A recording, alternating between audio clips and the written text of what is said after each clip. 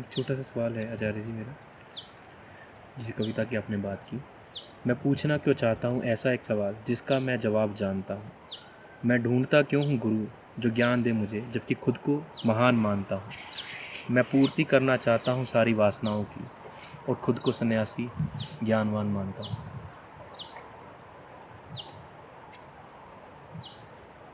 याद रखना, अपनी ही कविता है तो जो अभी कह रहे हो ये भूल जाते हो ना।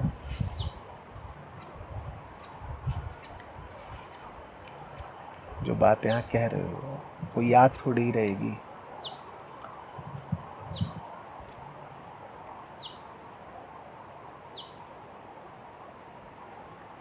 इस वक्त भी यहाँ ध्यान में बैठे हो, सही संगत में बैठे हो, इसीलिए आंतरिक विरोधाभास साफ साफ दिखाई दे रहे हैं।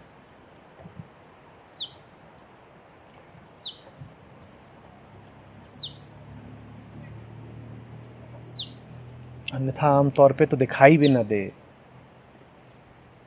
कि मन कितने टुकड़ों में बटा हुआ है, कितनी मान्यताओं में जी रहा है।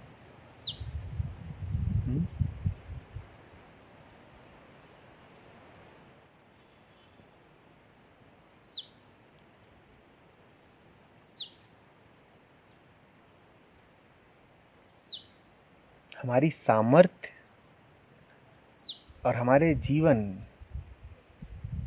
में इतना फासला है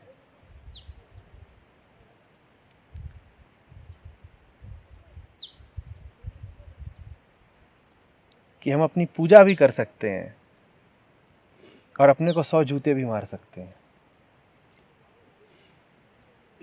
हमारी जो सामर्थ्य है, हमारी जो संभावना है, वो इतनी ऊंची है, इतनी ऊंची है कि हमसे ज़्यादा पूजनीय कोई नहीं। ग्रंथ कहेंगे हमें भी केवलम, तुमसे ऊंचा कौन, तुम्हारे अतिरिक्त कौन।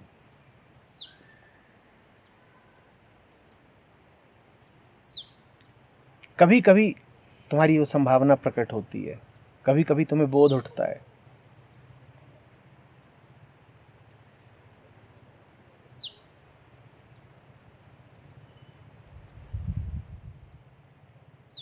अन्यथा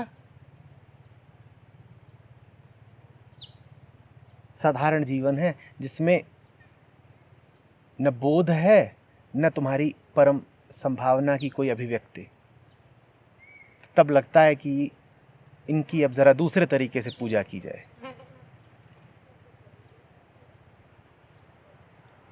सुबह जब ये सत्संग में थे, सुबह जब ध्यान कमल खिला था,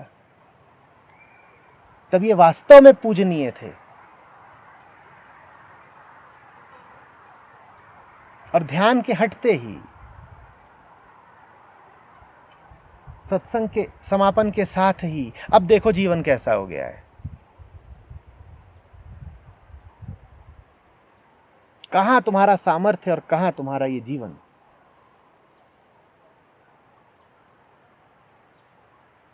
जो बात अभी याद है वो सदा याद तो रहे। सामर्थ्य तो सबकी ऊंची से ऊंची है, दिक्कत यह है कि हम उस सामर्थ्य में निरंतर नहीं रहते। प्रकाश हमारे लिए ऐसा ही रहता है जैसे अमावस की रात बिजली कौंध जाए, तीव्र पर पल भर की।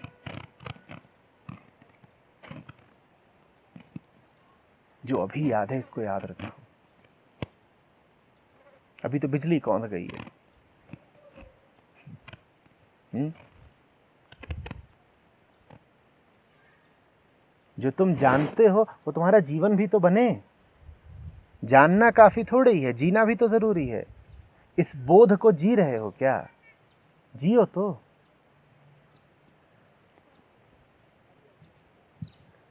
और यकीन जानना, कोई नहीं है जिसे पल दो पल का बोध ना उठता हो।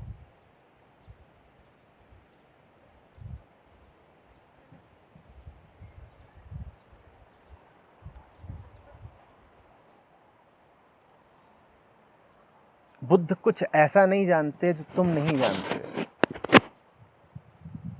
कोई गुरु, कोई ज्ञानी, कोई अवतार कुछ ऐसा नहीं जानता जो तुम नहीं जानते।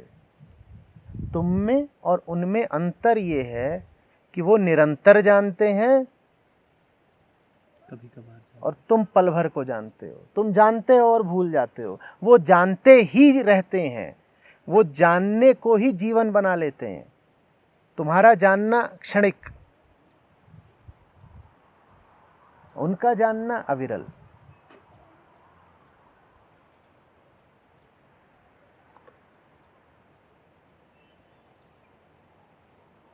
इसीलिए उनकी जब बातें तुम सुनते हो, और ख़ास तौर पर यदि ध्यान में सुन रहे हो, तो बातें तुम्हें अनजानी थोड़ी ही लगती हैं।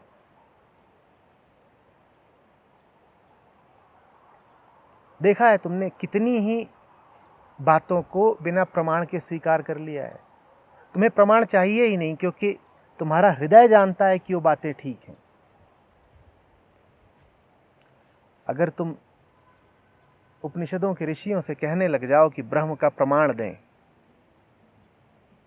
तो वो नहीं दे पाएंगे, पर वो तुम्हें बताते हैं, वो उद्घोष करते हैं।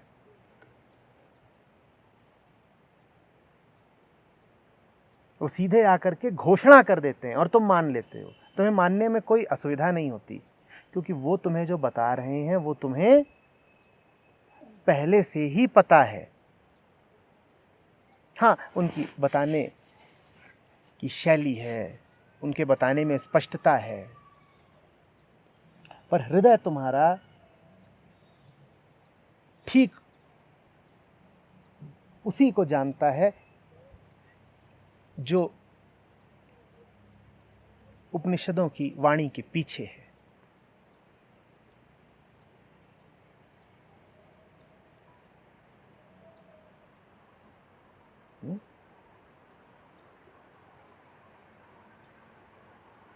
लेकिन तुम जीते नहीं उसको,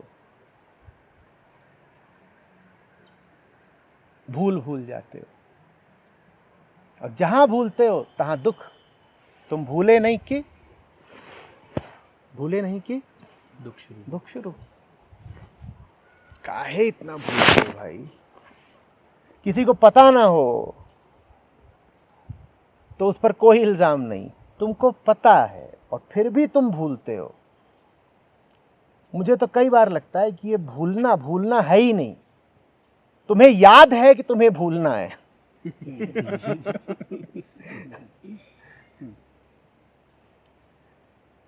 जैसे कि तुम भली भांति गहराई से याद रखे हुए हो कि अब समय आ गया भूलने का। तो इस भूलने को भूलना भी कैसे बोलूं? ये तो साजिश है अपने ही खिलाफ। ये बीमारी कैसे कटे जी? इस प्रश्न को याद रखना। निरंतर सुमिरन के अलावा कोई रास्ता है क्या?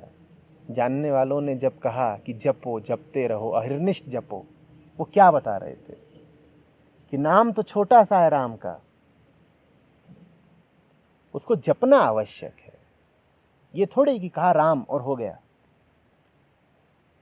राम भीतर की एक अखंडता बननी चाहिए ना, राम भीतर अटूट हो जाने चाहिए ना। राम कह देने पर से थोड़ी होगा, वो तो राम राम राम राम राम राम राम राम राम, एक सूक्ष्म निरंतरता बन जाए भीतर, एक पतली सी डोर जो कभी टूटती ना हो। अगर भीतर वो एक निरंतरता नहीं बन रही तो और दुख पाओगे, क्योंकि अपने होश के क्षणों में तुमने आनंद चख लिया होगा। अब तुम चख चुके हो आनंद, अब तुम जानते हो कि होश किसको बोलते हैं और उसका स्वाद निराला है। और फिर बेहोशी के क्षणों में तुम पाओगे कि जीवन कड़वा है। कड़वाहट और ज्यादा कड़वी लगती है जब तुम्हें आनंद का अनुभव हो चुका हो। इसीलिए आध्यात्मिक मन की जो पीड़ा है वो संसारी की पीड़ा से कहीं गहरी होती है।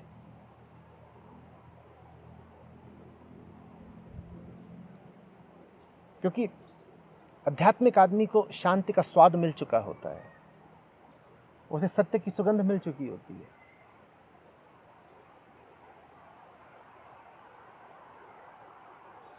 और उसके बाद जब उसे जगत की दुर्गंध में लौटना पड़ता है तो उसकी पीड़ा दूनी होती है, अनंत गुनी होती है। तो तुम्हारा अगर यही इरादा है कि तुमको जगत की कीचड़ में ही लौटना है तो तुम राम से दूर ही रहो, अन्यथा तुम्हें कीचड़ में लौटने में बड़ी असुविधा रहेगी, दूनी पीड़ा रहेगी।